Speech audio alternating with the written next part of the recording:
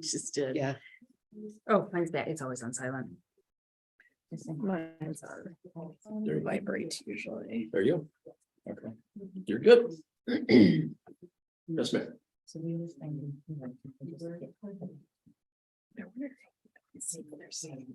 I don't know which one it is. That's the problem. Well, he signed it there now. So that's Podcast. Oh, is it? Kinda. Just kidding. Yeah, try it. But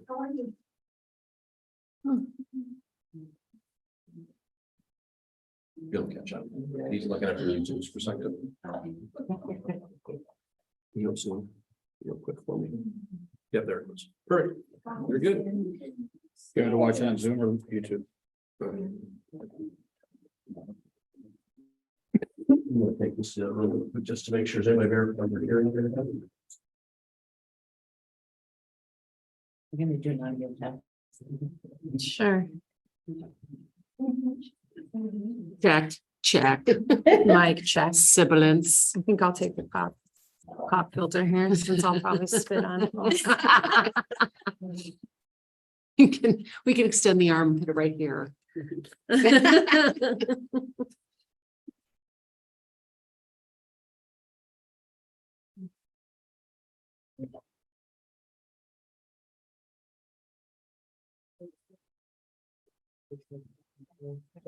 Excuse me. Yeah. Oh, that's why the network's down. Yeah. I'm afraid to unplug it because then it won't unplug us. So. We had some kind of like cool voice filter, make us sound like robots or something. The late night Mhm. AM DJs. Yes. All right, well, thank you so much for joining us today for the Real Estate Experience Live discussion about marketing and branding with the best in the business. Red's very own members, Amy Foote, team lead over at Compass Real Estate, along with partner Jim Foote. But Amy is here today, 56 years of combined experience. There's no client, cancer won't help. All right, also, they're uniquely qualified to create effective marketing strategies for their clients. And we also have in the house with us today, Rita Fries McNett, president and owner of Capture Media.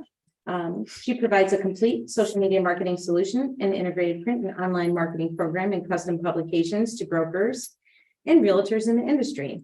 And we also have Teresa Hayes with us, AVP Executive Account Manager, Chicago title, with 33 plus years of experience in crafting relationships with industry associations, creating real estate teams to further impact local markets, pricing, construction escrows, et cetera, et cetera, et cetera. And then we have our wonderful moderator with the mostest, Christine Coleman, Coleman Land Company. Thank you so much for being here. And now I'm just going to go ahead and give it to Christine. So, Okay. thank you so much for being here today. Thank you so much. Appreciate it. So thank you, ladies, for joining me today. We're here to discuss marketing and branding and how our members can best use that to their advantage through their business. So I think we all can agree and we know how important marketing is. So what can real estate professionals do to kind of differentiate themselves from competitors in a crowded market? I know we have a lot of realtors in this area and we're all friendly and we're all, competitors, but also business partners with each other as well and collaborators. But how can someone in a crowded market like that kind of stand out for themselves? Right. And everybody's looking at me because I'm the one agent. You are the Yes. realtor. Oh, I love it. Unfortunately, you don't know, you give me a microphone, I won't stop. So anyways, Good. well, so number one, I would say a lot of kind of what we were going to talk about today has to do with branding. And I think Yep. there is something to do with creating a brand that stands out, but that brand also has to have meaning. And the meaning behind it has to be something that's very authentically you, because if it's not, your audience, your audience will know it.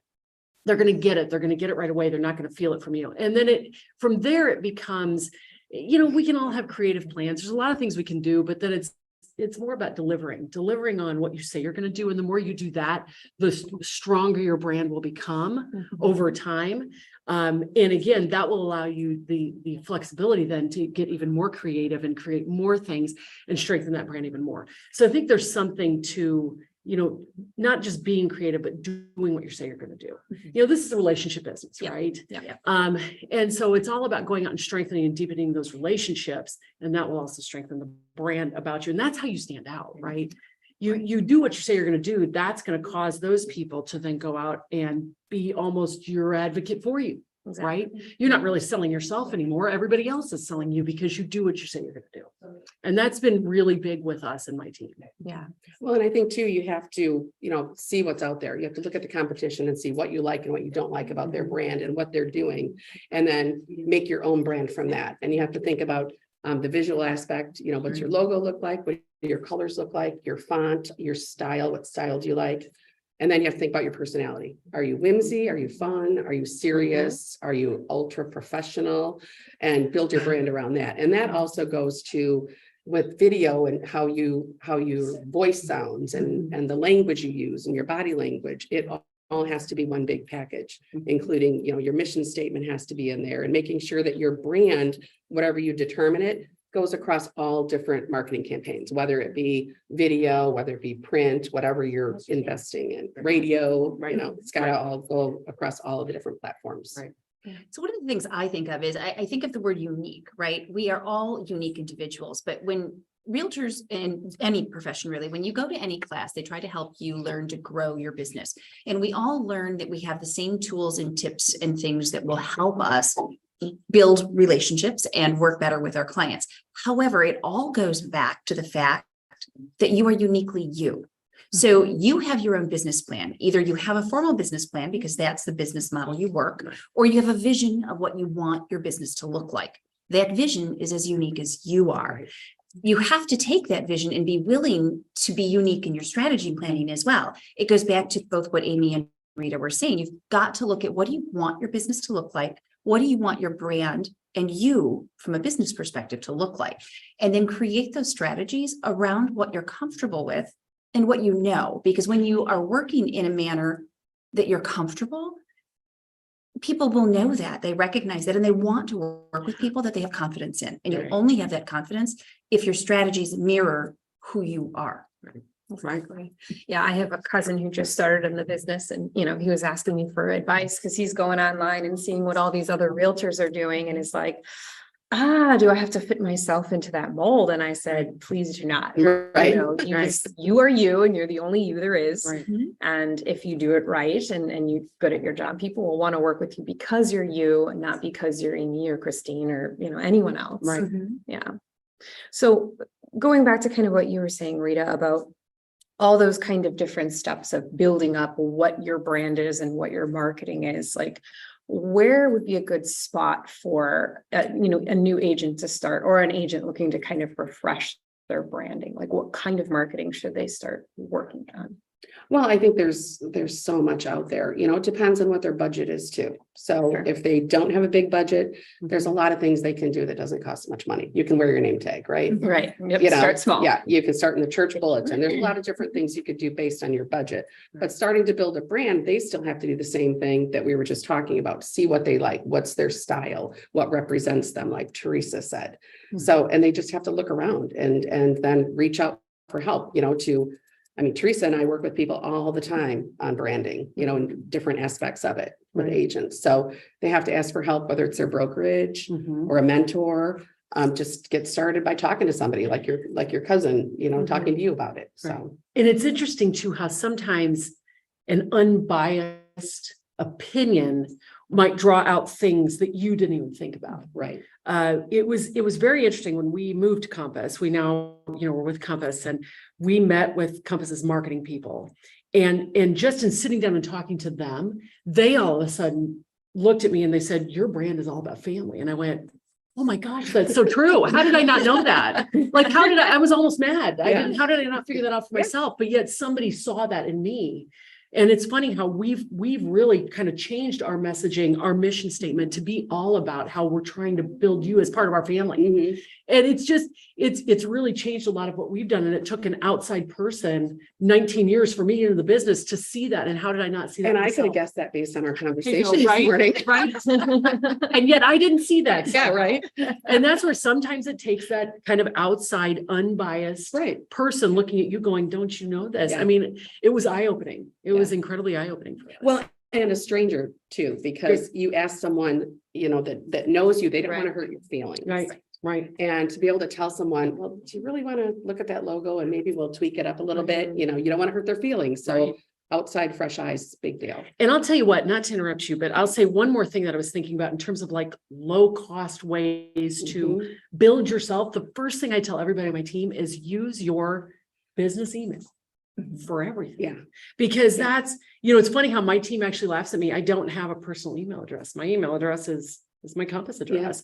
And that's almost like a psychological little thing that everybody that I'm emailing, it knows that I'm with a real estate company. Right. I'm not outwardly telling them. You're not a secret agent. Right. Yes. Exactly. I was just gonna say the same thing. And so all the time, it's almost this little psychological thing that I'm constantly telling people I'm in real estate without blatantly Right. outwardly saying that, because I use it for everything. I mean, it's the little things like that you can do without having to go out and spend $1 bazillion. Right, Right. Well, and I was also, one thought that came to mind was, to your point, Rita, I think that new agents in particular, they have a lot of people throwing a lot of information at them, nothing but suggestions. Do this, do that. Let's try this. That you shouldn't forget, again, who you are. What does your brand look like to you? And what do you want your business to look like? But at the same time, you need to be open and willing to take honest feedback from the people around you. Because I promise you, Rita, when you meet with your clients and you say, can we tweak your logo a little bit? Or you make a little suggestion, it's not because you're being critical. The logo's great. If you want to keep it the way it is, then God bless you. But marketing may not be your specialty. We all have something that we're good at. Right. And I think it's important to remember that you're a business. And sometimes you do need to take the wisdom of others that have been doing this for a long time. You don't have to do anything with it, but at least be open to those comments, thoughts, and ideas, and then consider it, ponder it, do whatever you need to do. And if it's applicable, use that partnership or use someone else, but continually make sure that you're fresh. So don't think you're going to create this absolutely awesome logo and probably keep it for the next 25 years. Maybe you will, like Nike, but maybe you won't, because things do change. In the real estate business, one thing I've learned after all these years is nothing stays the same. Right. Right. And also, coming from a perspective of somebody who's in a family business has been around for a long time. When I first started, I'm like, okay, ours is black, gold, that I'm like, we're going to change. The Baird & Warner has that, Century 21 has that. We're going to, it's like, you know what? We've been around a long time. If it's not broke, don't fix it. Right. So there's that too of like, Right. okay, when you first start and you just want to like change everything and make it fresh and make it new. And it's like, okay,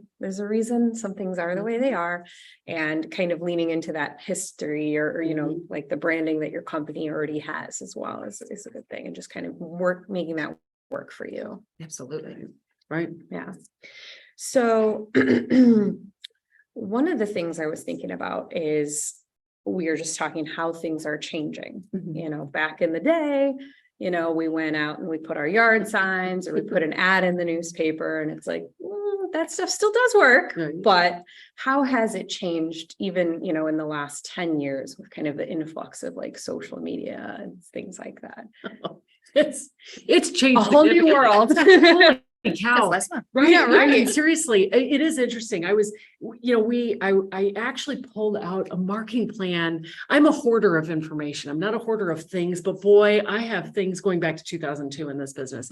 And I pulled out a marketing plan from 2004, and we just sat and laughed because there was literally, except call for feedback, there is nothing else on there that we still do. I mean, it's amazing how things have changed. And it's amazing how obviously technology has made the biggest difference in all that. And we really saw that during the downturn when tech kind of took over, because tech is cheap and easy in theory. And And I remember in 2006 telling people, nobody will ever make a decision on a house based on what they see online.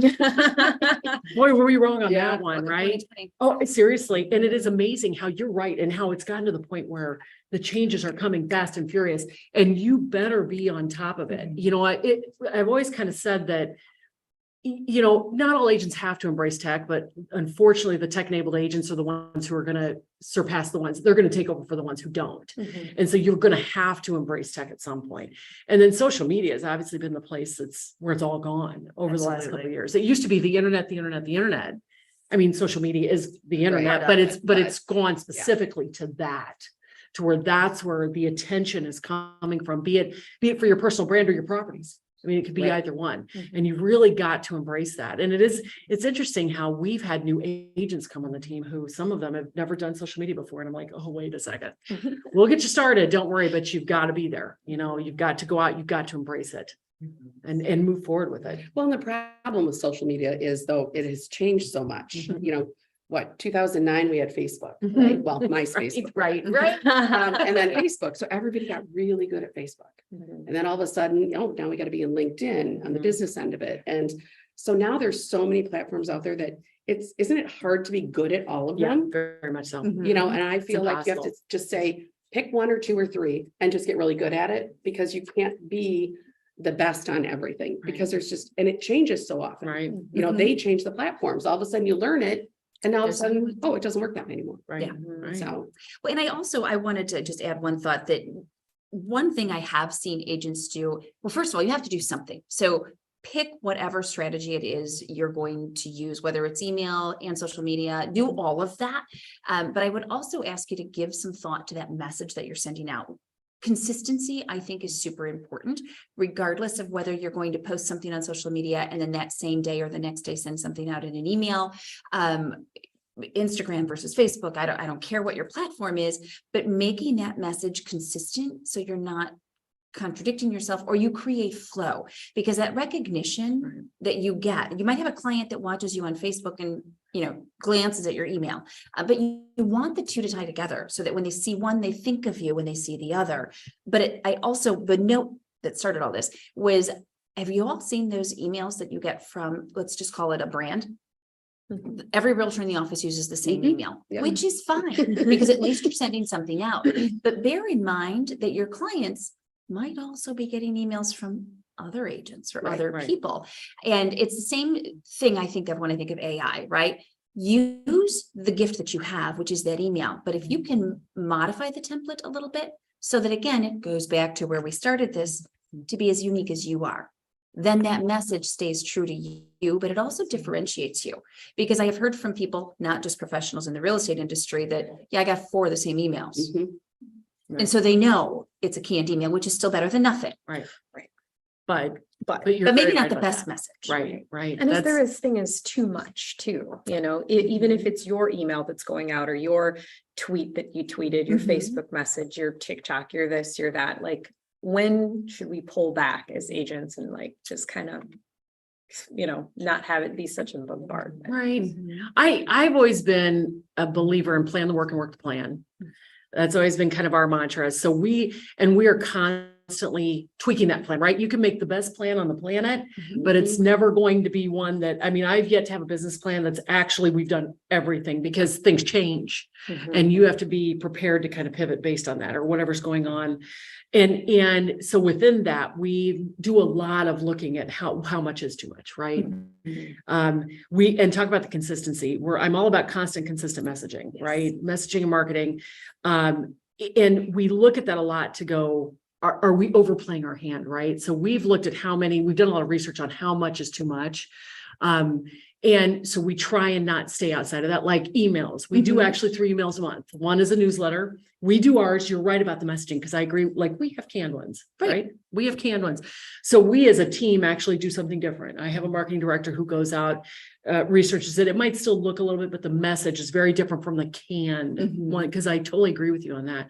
And then we usually send something out about whatever we're doing as a team. We do a lot of charitable work, and then we send one more out that's usually just something that might be going on in the area. Just so we have some consistency with the messaging that's going out, but it's not overwhelming them. And we found we get a lot of, we can track how many are actually opened up, right? So we found that seems to be the nice mix that gets people to open it up. And then same thing with social media. We have certain things that happen on each day so that we're trying, so that people kind of look forward too, Right. right? To whatever it is that you're sending. Well, and your information should be timely, useful, and relevant. And it should be a mix. If you're gonna just post your listings Mhm. all day long and your followers aren't in the market to buy or sell, they're gonna unfollow you. Right. So you have to have information that keeps them engaged up until the point where they're ready to do something. Right. You mix your listings in there, mix your open houses in there, mix in community events. Right. You guys are doing it right, Right. that variety of stuff to keep people Right. engaged. And like adding to that just all popped in my head too. Put the personal stuff out there too. Right. I mean, that's. You got a good one today. Yeah, I got a good one. I became a grandma today. Oh, For the first time. Babies were born twins. And twins. Twins. Oh, wow. Oh, so. So beautiful. Juliana and Jackson, sorry, I'm so excited. Get that Thank email you. out. I Get that know. email out. I know, I'm Yes. dying. But that's the thing too, is that I think you also need to, especially on social media, people have to see you as a person, Right. right? You're not just the brand or the business, you're the person. And because again, this all comes down to, this entire business boils down to, it's a relationship business. And people want to see you online as a person. Right. And not just an entity. Yeah. Right. And the more you can engage them personally, the better chance you're going to have to get that engagement. Mhm. Right. Exactly. Absolutely. Yeah, kind of going back to that, tracking, you said you Mhm. can open things up, you can see who's opening. Yes. What's the best way and how can we track our branding to kind of make sure that we're putting our money in the right spots? You want me to start? That doesn't matter. Look at me. I love to talk. You got the wrong person for this one. Well, I mean, a couple of things. Obviously on social media, they all have their own business insights, right? Mhm. So that's nice. I mean, but that being said, you better go look at them. Mhm. I think there's a lot of people, either you don't know they're there or you know they're there and you don't go look at it, right? And you can have an understanding for what's getting the most hits and then tweak. I mean, that's the whole thing about plan the work and work the plan. That's fine. Go back and this is working really well. Do more of that. This is not working great. Tweak your plan, do something else, right? Pivot. Our online, when it comes to emails, our online system does track like how many people actually open them. So that's nice. I mean, a lot of that's our platform. That's great. That's what my company gives me. That's amazing. Not everybody has that, but if you find some sort of, I don't want to say the companies that do those emails for you, they all have those I type of offer tracking things. Thank you. There we go. There you go. Exactly. Julie's letter. There you go. So they typically can be tracked. Oh, yeah. When we do mailings, we tend to put QR codes or some sort of like an individual specific QR code for that mailing. So I know when they click on that QR code and all our QR codes are trackable so that we can actually see how many people actually use those. That's how we do it that's what we start doing on mailings so that we can, again, find out what's working, what are people actually looking at, And even that's- if they're not taking the next step Right. of contacting us. Mhm. I know that at least there was something on there that They're was good engaged. enough to And, make them. and that's what I do too on all the print marketing that I do, QR codes. Yeah. And then we can track it and Yeah. see how many scans it has. I can tell you just by my daily updates, that someone's postcard hit the mailbox yesterday Yeah. because there was 12 scans. Yeah. And then I have to go look and see whose it was. So- Thank you, COVID, for QR codes. Yeah, right. Everybody learned how to use QR codes during COVID. Well, and I think that I'll just take that back one step. So as an agent, what do I think you should do to make sure it's trackable is learn that you need to do that. And that's the That's first step step, one. because how many of us, even if we have the ability to track it, do not go Right. and look at the data. But the first step is to know that you should be doing that. The second is that if you're going to be looking at any marketing strategy, it needs to be trackable, just like creating a plan. You could create a plan, but if you don't create strategies that are measurable and trackable, you don't know if it's working. So you don't know what to keep doing. You don't know what to pivot, and you don't know when you need to bring in something new until it's later than you wish, right? I'm not going to say too late, but it's later than you wish you had made the improvements. So learn the metrics systems. If you don't know metrics or you don't like metrics, because we all have different skills, then you need to make sure you're partnering with people that do love that. And there are lots of people in our business that do, whether it's the agent, whether it's their assistant, whether it's a marketing professional like Rita that you're working with, it doesn't matter. You just need to find them. And then you need to make sure that you have those steps in place. And if they can teach you how to use them to maybe save money in the future, that's great. That's even better. But you have to track, because that's the only thing that's going to tell you if your strategies are working Right. or not. Otherwise, you're just wishing. Right. And hope is Yep. not a strategy. I No. mean, right. I mean, that's the truth. And the interesting thing is there are a lot of people that get into this business that don't have a business mindset. Mhm. I mean, is that And a good that's way of okay. saying it? Right. Right. I've often been asked what makes the difference between a successful agent and one that's not. And what I believe I came to find is the people who are successful in this business treat it like a business. Yes. And the people who act like salespeople aren't, you've got to stop and look and realize you've got a business that you need to look at marketing and personnel and everything that you do surrounding the business, as opposed to you're just going to try and make a sale. That's what I was just gonna say is, how does somebody who is like trying to focus on making their sales, getting this stuff, Yeah. how do they handle this huge monstrosity of what all this stuff is? And it's like, you can't look at it as a separate thing. Right. It is all one. It's all Absolutely. part of it. Like, if you don't look at your analytics, you're not gonna have anything to sell, Right. so Mhm. it's all kind of connected in that way. Right. And then like Teresa was saying, like, if you don't have the knowledge, you can outsource, Mhm. find Mhm. someone that you know or on your team or a professional who can Right. help you with that. And so you can start integrating it all together. Right. Yeah. Going back to what you were saying, Amy, is your brand was family.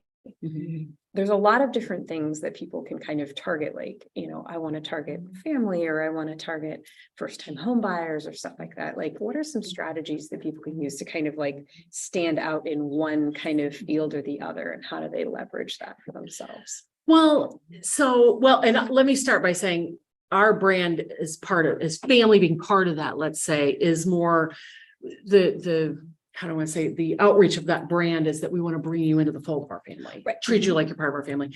I would say one of the best things you can do is, number one, just educate. The more you educate yourself about the market, about what's going on, about that target market that you want to Mhm. pursue, if you will, Right. the better chance you have to go out and actually find that. Like, Mhm. you've got to find the niche market and then market to that specific market. If you want to be niche, right? If you want to go after somebody specific like that, go out, join. I mean, if it's something where you're targeting families, move up buyers, let's say, right? A lot of move up buyers are families where they're moving out of the smaller house into a bigger house. Mhm. Go out, join local organizations, become part of your school. Like, there are things that you can do within your incredibly local sphere that can get your name out there to get you within that target market Mhm. appropriately. First time home buyers, maybe you're going to the gym, right? Maybe you're talking to your kids' friends. There's so many ways in which you can target and find those people, but then you've got to go out and figure out, get yourself the education to go and figure out how I can best target those people. I would add to that when you pick that niche, make sure it's you. I'm sorry that I keep going back to being unique and that you be you, but you should, because if you pick something to focus on that you aren't fully entrenched in and you haven't really bought into the group, whatever it might be, maybe it's your book club, maybe it's your church, I don't care what it is, but if you're going with the simple fact of, okay, I need to get this many business contacts and I need to do this for my business, if you're not authentically involved, they know it. And that's maybe not the best business strategy. Right. So continue to go back and circle back to you being you and comfortable with that. We all have a passion in something, even if it's work. Right. We all have a passion in something, and then find that, identify it. You're going to love what you do even more because it's your passion. You'll find like-minded people who will know you, like you, trust you, and hopefully work with you, which again, just grows your sphere. So you can continually think about that throughout your daily life. And I would venture to guess we all have at least 2 or 3 of those groups within our personal and our professional lives. Right. Well, and when Amy said, you find that niche and market to it, if you're targeting first-time home buyers, you're not going to go in there with a suit and tie and your briefcase, you want to reflect who they are. Same with the luxury. If you're going after luxury, Right. you're not going to go in there in your ripped blue jeans and looking all cool, because they have a different level Right. of respect in how you interact with the different people. So. Good point. Right. Yeah, that's exactly right. So going into that, like you were saying, like, don't wear your ripped blue jeans. Doing $1 million. Not good. But what are some creative and innovative ways that you guys have seen? Like, we all know, use social media, use your email, use this, use that, like, but what are some kind of like outside the box things that like maybe you've come into contact with that's kind of like giving you pause of like, wow, that was a really smart idea? You know, one of the topics was storytelling that we had on our little Mhm. list here, and I've seen some really cool listing videos. Recently today, it was about a listing, but you know, the guy pulls up in his car and opens the front door, so you see the curb appeal. The dog greets him at the door. You know, he pets the dog, he walks in to get a water out of the refrigerator, gets a text from friends, but you see the kitchen, you see the family room, you see the whole setup. He's going out for drinks with friends, his text says, goes upstairs, shows the master bedroom, the closet, he changes, comes back down, shows the whole vibe. And then he goes to leave the front door and the dog's just looking at him. And he looks out the back door and then it fades to him sitting out back in the backyard with his dog, petting his dog on a bench. So it shows the entire property. Right. But it's like, it was like a Right. film. So it just was really engaging. It was really cool. So I like the lifestyle films and the lifestyle videos. When you're doing a drone video, if there's a pool in the backyard, there's kids playing in the pool. Right. You know, there's luxury cars in the driveway, that kind of thing. Right. So I think that's really. Right, because anybody engaging. can take, I mean, that's, the video is really the way a lot of real estate marketing has gone. Mhm. But it's become so easy to make a video Mhm. that you're right, that they're not thinking out of the box. They're not very creative with it. Anybody can Right. take a bunch of pictures and Mhm. stitch them together and make a video, but it's gonna take somebody who's gonna do something like that to take it to the next level. Well, and to show that to a potential seller when you're Right. on a listing Right. appointment, to say, Right. here's the style of video that I use. Right. Because everyone wants to know how wonderful their house is and what a great family home it is and what a great lifestyle they have. Right. So I think that appeals to people when you're on a listing appointment Right. as well. Right, completely. And I think agree. that goes back to, as an agent, there's probably a phrase that you know, but you want people to feel like they can live in that house. We used to say that when they came to an open house, if people still do that, you baked cookies or you did whatever it was Right. to try to make the home feel homey. That they're doing that just with a video Right. instead of in person. Well, because real estate is an emotional sale. That's what I say all the time. Right. It's an emotional sale and you've got to appeal to emotion. Mhm.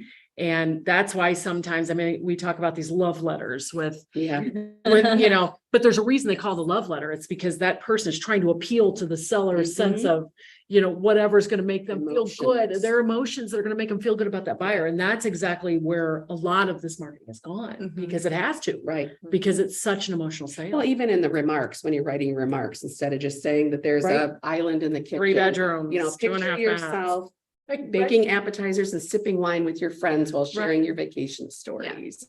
Right. You know, that's what the remarks look like. now. Right, you're right. And a lot of that, isn't that AI too, that Yeah, that helps with that? yes. Yeah. Yeah. Good point, emerging. Yeah, that's one of the Which is things. way over my Nice head, but I just said segue. it. Yeah, Nice segue. Like, I That's know another that's somewhere. coming. So that segue, has anybody used like the chat GPT to kind of start? typing No, it? tell us about it. You tell us. Oh my You don't gosh. like it, do you? No, it's awful. So my daughter is my marketing director. So just, you know, full disclosure, again, family. So my husband and I, my sister-in-law is on our team. I mean, so we are very much family. And so when this whole chat GPT thing became very popular, we're like, let's look into it. And we've been using it for the last couple of months. I mean, since it's really been, and it is shocking what comes. I mean, it's great. Some great stuff that they've written. Mhm. She actually went to a, what am I trying to say? A little Course? learning session. Yeah. Yeah, it wasn't even a course. It was more just like Training, a 2-hour training. Yeah. And they had her take my bio and put that in and say, write a greater one. And it was like 4 paragraphs. I'm like, this is awesome. You should have. And brought every that. bit of Where it, did I you should go? have, and should have brought the original one versus the new one. Yeah. And it took literally because I had a very short bio, which Tom Ferry told me to do a long time ago, right? Little short snippets, cute, makes me human. This took those short snippets and turned it into this amazing new bio. She's written new bios for the team. We've written property descriptions with it. I put a couple of details in and then see what it spits out. I'm like, that's pretty good. And I would say most of it, I mean, it's not perfect, Right. but man, is it an amazing start. Yeah. And it's even beyond a start. It's probably 80% there where we just have to go in and tweak a few things because you're the one putting the details in. Right. Asking it to spit out something in response. So as long as it's putting everything in there, it has been amazing what it has pushed out. And I'll tell you what, it's been a time saver too. Yeah. I mean, it Sure, allows me that's to what get it that is. much more done. Do I really need to spend 40 minutes writing a property Well, and description? most agents aren't English professionals either. You know what I'm saying? It's like, That is that's not our true. forte. It's not my forte. either. Right. So, It's my, and right, and it's my time best spent. Right. Spending 40 minutes on a property description, Yeah, which Googling your grammar. I'll be mistakes and I'll be stuff. the first one to say I've spent 40 minutes on a property description where I could put a few details in and have Yeah. this honestly great property description come Yeah. out.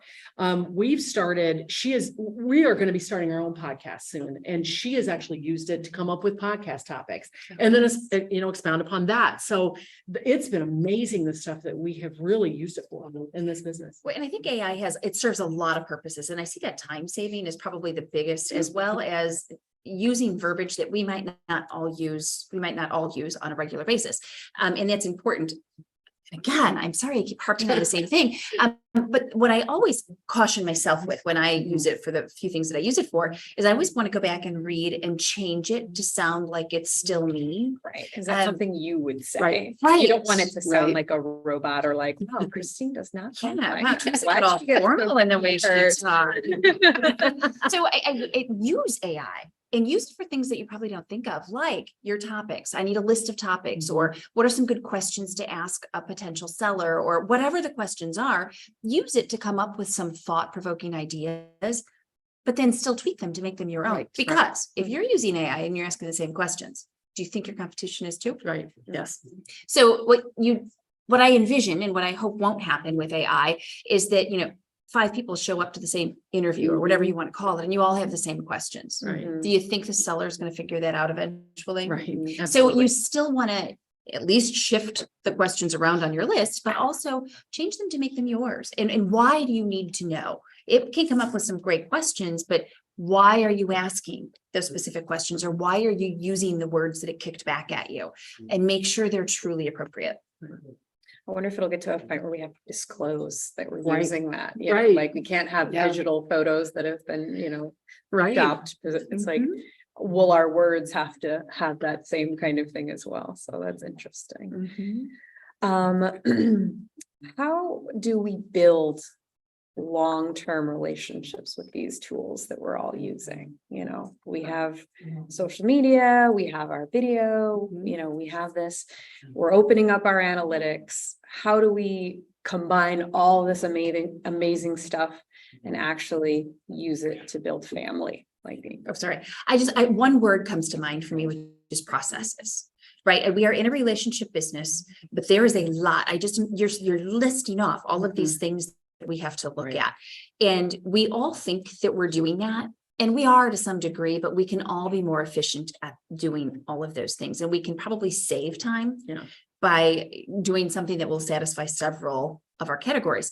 And so creating some processes in place so that you're continually following up with clients, you're consistent in your behavior and in your message, that you are approachable, that you are relatable and accessible to your clients. Right. Well, and that goes back to Amy saying, make the plan and work the plan. Plan the work the plan. Exactly. And Very just, big on that. you have to have all those steps Yep. in place, and it has to be Yeah. consistency with social media, with your drip campaigns on Yeah. email, Yeah. but your information that you're sending out there can't all be real estate related, because not everybody is in the market for real estate right now, and you want to keep them engaged with you long term. And it's interesting how as a real estate agent, so everybody who's listening in on this, who's a real estate agent, we're all independent contractors. There's nobody sitting over your shoulder telling you what to do. And that's the thing about this business. You have to be highly, highly, highly entrepreneurial, and that can either be a blessing or curse. And motivated. And motivated, you're right. And one of the ways in which I really started many years ago, again, my mantra's always been plan the work and work the plan. So one of the things I literally did is sit down and write down, this is the stuff I need to accomplish each week. And it was the same thing. And I still use that today, and I have my team members use it. We actually have it pre-printed on forms. They come in and grab it, and these are your goals. This is the stuff you need to accomplish every week. So I highly recommend, especially new people. Okay, maybe you don't know what to do. Okay, so go seek out your managing broker And on my weekly thing, I mean, it talks about do 5 likes, 5 comments, Yeah. right? Do that every day on social media so that you're being consistent. Yep. Because, and it's not just that, it's the email, it's the, all of these marketing things. So they're making sure if you've got a list of what to do and you follow that list each week, then you'll be consistent in your actions. Because that's, and talk about being process oriented. I mean, I am all about process. I'm all about do this on Mondays, do this on Tuesdays, do this on Wednesdays. This happens on the first of every month. This happens on the last of every month. And you've got to sit down, and nobody's ever going to know that, especially somebody who's new. You're not going to just know that this isn't, but you'll figure it out. And once you figure it out, add that to your process. And you've got to have, if you want to be successful in this, that's the only way you can scale too. It's the only way you can scale this business is to have a process. Before we're a team. We have 16 people on the team. 15 are licensed, 1 unlicensed. And my husband and I were a team, right? We're a domestic team before we, so I guess, we're considered one, but we were in theory a team. But I didn't even add anybody until 2016. And I wouldn't even add her until I had a process in place, because I didn't want to bring this person on and just have them flounder and just, they don't know what to do. Yeah. And on top of that, I mean, from a team lead's perspective too, my name is all over everything that they do. So I need to have a process in place because I want to make sure that they're giving consistent service to the client as well. That is an expectation of the foot team. Yep. Right. So you have to be process heavy. And if you want to scale and grow and become something bigger than just an individual agent, you have to have processes. In place. Well, and especially with everyone you have to touch, there's so many ways to touch them. Yeah. Some are email. Yep. Some are the likes and the comments. Yep. Some are, maybe you're going to mail them something. Right. But what you can't do is one time a year, drop a pie off at somebody's house. That's what I was Right? just gonna say Right. is how do we, everything that's so focused on us as individuals and our brand and everything like that, and emails and all these things that aren't very personal, Uh-huh. how do we make them personal Well, without you just can- doing the pie once a year? Well, you should still do the drop bys. I'm not Right. an agent, but you should Right. still do the drop bys, Right. quarterly or whatever it might be. you Right. know? Well, and I'll say this, so going back to tech in general and how tech can benefit us, the lifeblood of every agent's business has to be a CRM. I mean, they have to Yeah. have a CRM and they have to have a good one. And if you really want to be successful in this business, it better be more than your phone or an Excel spreadsheet. Not that either one of those are terrible, but No if sticky you, notes. right. And part of what, we do with our CRM is we keep notes about the clients, and it might be notes about who their kids are and what their dog's name are. That's fine. Mhm. But it's also things about how do they like best to be communicated with. Right. Right. That's it. And then you communicate with them in the style in which they want to be communicated with. We're not pushing emails at people that would rather have a text or a phone call. And that's something that's just going to happen over time, but you have got to be committed to that. That is more important than anything else in your business, is having a good CRM where you can track everything that you've done with that person to track communications, track communication styles, Yep. And then communicate with them in a manner which they would prefer. I would say that the majority of people I meet and work with do not have a CRM. Yeah. Oh, I'm They sure. don't. I think the They might have a statistics in this spreadsheet, which is business, okay, but, right? I mean, the start, statistics in right. this business is like only 40% of agents use a CRM. Yeah. And that blows my mind. Yeah. Blows my Because it's a lot of mind. work. It's It- a it's lot a of ton of work to work. start, Yeah. but once you get it in place, it helps. And I'm going to add a thought that was just racing through my head as you guys were talking. And for those of you listening to this that I've met with and done business planning with, I'm sorry, you're going to just roll your eyes when I say this, but we all have a list, whether it's your Facebook friend list, your Instagram list. So even if you aren't official and you don't have a CRM, take a look at what lists you do have. Do you go to church and do you have a member list? Do you go to a book club and you have that list? Whatever, yoga, I don't care what it is, bike list. Wherever you go, look at the friends that you know there. And do you make a concerted effort to track how often you're touching base with them? Do you notice when someone hasn't been there for a couple weeks or a couple months, reach out and touch them. But even if you're not doing that, one thing I always recommend, and this is where the people that I know and love out there are going to roll their eyes, take a look at your friend list. You can print that, right? You all know you can download that. And you should be privately touching them. Don't assume that your posts are seen by all those people, because they're not. There's an algorithm that regulates that. But 2, do you touch them personally? Use Messenger, use Facebook, use your text, but touch all of those people in one way or another individually, as well as a collective group. Yeah. It's funny that you say that too, because you're totally right about that. And one thing that I talk about with the team a lot is a lot of times they get so concerned, so consumed almost with, well, what do I say to them?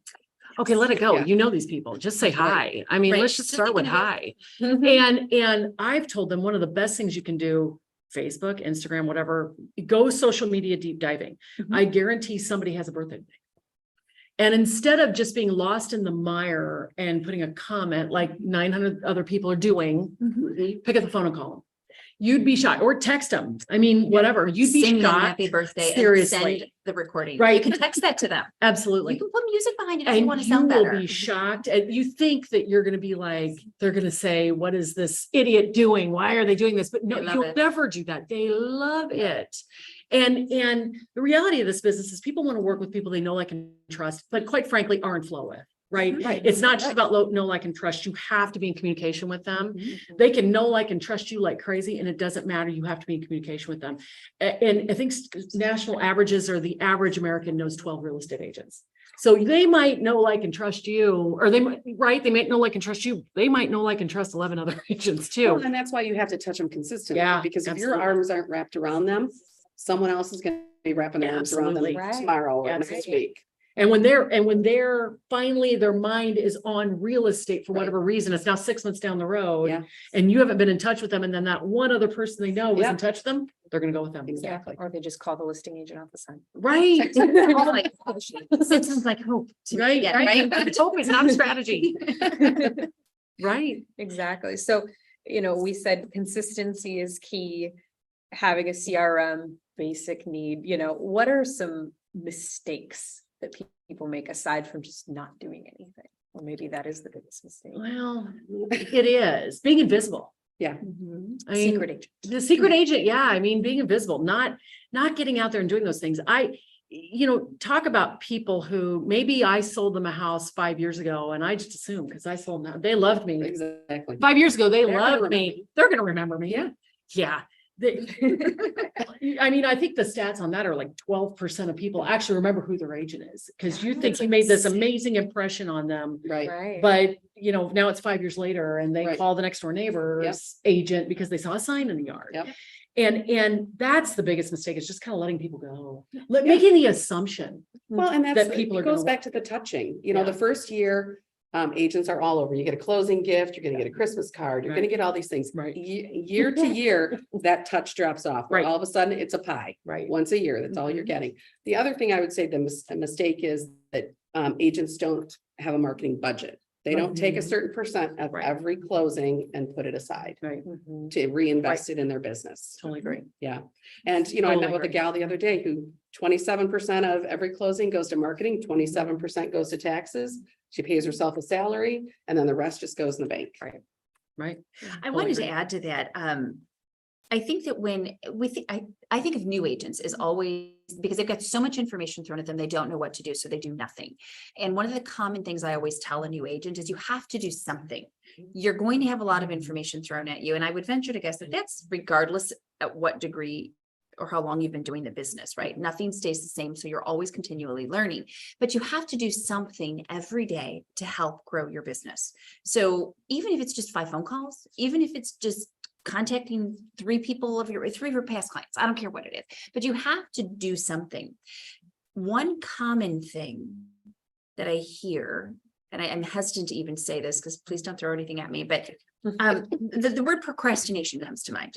We'll put off till tomorrow something we could do today and it would help our business because it's I'm too busy right Right. Especially the things you don't like to do. now. Like make a Exactly. cold call. What do they say? Eat the frog, do that first thing in the day or whatever. Right. That you don't like first, early in the day, so the rest of the day is a Right. piece of cake. But you do need to do those things that get you out of your comfort zone. Right. Because if you never get out of your comfort zone, guess where you're going to stay? Right there. You're not growing. And that means your business isn't growing. Right. And yes, the market today is more difficult than it was last year. But guess what? There are still homes being Absolutely. listed and sold. Absolutely. Someone's Absolutely. doing that business. Somebody Right. is, I guarantee you it's someone who's doing something. right. They're not waiting Right. until tomorrow. And that brought up probably one of the most effective things. I mean, I believe everybody needs a CRM that is the lifeblood of your system or of your business, but that doesn't matter unless you're doing something with it. And one of the most effective things agents can do, be it new or old, because I feel old in this business, is time block. Period, end story. And every agent should be time blocking a certain amount of time at minimum. I would say 5 to 10 hours every week, but at minimum 5 hours to work on your business. The biggest problem is we all work in our business. We're all so busy because we're showing a Yeah. house and we're doing this and we're doing that. There's all these excuses. I remember back in the day when I used to say going to get an oil change was part of the business because, you know, my car had to be working, but that was just me lying to myself. Right. And I've come to understand that. And you've got to time block every day, at least a portion of 5 days a week. I'm not asking 7 days. I'm crazy and work 7 days. It's okay. I love it. But, you know, they've got to spend some time working on your business because everybody works in their business all the time and they forget you've got to keep it going. I know we've got somebody on our team who she goes out and all of a sudden she's got this crazy awesome month. And it's awesome. And the next thing you know, next 2 months, she has nothing going on because she spent so much time working in the business. She forgot to work on the business. And that's what I'm trying to get everybody to do is very consistently work on your business so that you can have a consistent income too. Can I ask you a question about Yes. that? So, and I think that that's an easy trend, that we all work on our business and we can tell ourselves how busy we are. When you have an agent, Yeah. such as the one you just Yeah. described, how do you, as an agent who works differently, how do you identify what tasks you can assign to someone else so that you can work on your business while still working in your business? Yeah, right. Sometimes you have to kind of look at, sometimes you literally have to sit down and write down what it is that you're doing and what are these things that I can push off or pay somebody else to do. It would be worthwhile to pay for somebody else to do, right? We call that, in fact, on our team, we call that pie time. There's productive time, indirectly productive time, and everything else, right? And so I try and encourage everybody to sit down. If you're in that position, if you feel like you're stuck in this rut, then write that stuff down. I mean, literally take 1 week and write down in 5-minute increments everything you've done. And you'd be shocked. I mean, people are like, oh, it would take forever. It really doesn't. It's 5 minutes a day. Yep. And then at the end of the day, you can look at it and go, okay, what is P time? What's I time? What's everything else? And a lot of them are actually shocked at how much time they're spending on the everything else. And that's when you stop and go, look, some of the stuff you can push off on somebody else. And right? it kind of in a somebody. practical matter. So some at night is when I to sleep well, and sleep is super important to me. I will write a list so I don't have to wake up thinking about, oh my gosh, I forgot to add this to the list. I'll write a list of all the things I need to do tomorrow, maybe not in priority order, but part of writing that list, what it does for me is recognizes that, you know, if I've added the oil change, just to use your example, I can put that into the day, or I can find someone else to send, you know, follow up with this customer about this, you know, they just want a copy of something. Right. You know, there's someone else who can do those things and I can be out doing this or with clients. But you don't know that, and you don't know what you can pass off if you haven't thought about it. Right. Because we all feel, at least I do, I feel super guilty if I just have decided now at the last minute, someone needs something within 10 minutes. And now I'm going to ask one of my coworkers to do that. That's so disrespectful of me. But if I give them 6 hours to complete the little task, whatever it might be, then we're all happy. Right. But it does take that forward thinking, Amy, to stay on top of that. Right. And sometimes when you don't know what to do, that's where I've told them, we'll sit down and figure out what you have done. And then they start getting an understanding for, oh, wait, that wasn't productive time, right? They're sitting there feeling like they were, but then when you sit down and analyze what it is that they've done, as opposed to trying to go do this and this and this at this time. No, tell me what you did yesterday, sit down and write down. And then when they actually look at it, and that's the biggest problem in this business too, is you have to be honest with yourself. Yep. It's so hard. And that's really difficult. And in fact, the funny thing is I did that in probably the 2012, 2013 timeframe as we were coming out of the downturn. I started writing down in 5-minute increments everything I was doing. And I realized how much I was lying to myself. I mean, genuinely, like I was lying to myself like crazy. I was calling oil changes. Work, right? And it really all hit me. And that's my production took a massive turn the following year. I literally tripled my business the next year because I stopped and went, wait a second. Oh my gosh, I need to be doing productive things. I was lying to myself the whole time. You know, we were telling ourselves it was the downturn. You know, I think I came out of it still with that mentality. And that's when I finally went, something's got to change because I could do a lot better. And that's when I realized I wasn't doing the productive stuff. Yeah. That's awesome. Well, ladies, thank you for your time. Any final thoughts? Anyone want to? I love this business. That's all I got to say. I've been doing it. I'll tell everyone. Oh my gosh. About Yeah. this, so, I've been doing this for 21 years. Hope I'm doing it for 21 more. Maybe, maybe I'm lying to myself a little bit. I hope I retire at some And point. I've been doing this for 23 years. Oh. How many years have you been doing this? Ms. It's Teresa? 38. I took it as you read my bio. Apparently I need to update that because actually I'm just shy of 38. It won't be 38 till September. But I think that to your point, Amy, one of the reasons See, now we're gonna I keep love talking. this business, I'm so sorry, we'll cut it off short. Oh, good. It's because it never stays the same. Yeah, right. So you always have to be willing to learn and embrace that. Nothing's going to stay the same and nor should it. But if you continue to think that life is going to stay the same, it can. But you said it earlier, you're going to pass them by. Right. And if you're in real estate and you love real estate, it's never going away, Right. right? Never- There's never going to be Right. less land. And there will always be people that want to sell and there will always be people that want to buy. Mhm. So if you love this business, just embrace the change. None of those changes are in any way effective. They're not affecting you personally. They are just industry-wide changes. Right. It's You're- just, these it's are just gonna a different way of flow or doing it. not, Right. It's just a different thing to do. Yep. Anywho, thank you for having us. Yes, Thank you thanks. so much for being here, ladies, and we'll see you on the next one. Sounds good. Fantastic. Bye. I assume someone turned it off somewhere. Is it on? Not, Is it no, off? probably not. Cool. Poses, everyone. It's fine. Let me see what I missed that I didn't say. Yeah, right. Darn it, I wanted to make that point.